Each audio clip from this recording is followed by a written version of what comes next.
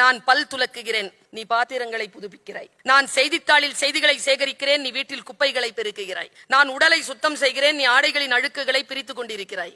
நான் பசியார வயிற்றை நிரப்புகிறேன், நீ பாத்திரங்களில் நீரை நிரப்புகிறாய்.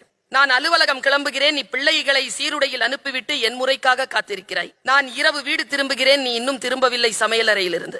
நான் தூங்கச் செல்கிறேன், நீ கதவின் தாழ்பாள்களையும் எரியும் மின்விளக்குகளையும் பிள்ளைகளின் போர்வைகளையும் சரிபார்த்து விட்டே வந்து படுக்கையில் விழுகிறாய். ஒவ்வொரு ஞாயிற்றுக்கிழமையும் ஒவ்வொரு பண்டிகையும் எங்களுக்கு ஓய்வு நாட்கள், உனக்கு உறவு வீட்டு விழாக்களில் எங்களிடத்தில் நீ, கல்வி கூடங்களில் கேள்விகளுக்கான பதிலாய் நீ, சோக நிகழ்வுகளிலும் கண்ணீர் சிந்தியபடி நீ, எங்களின் பிரதிநிதியாக கோவில்களிலும் நீ.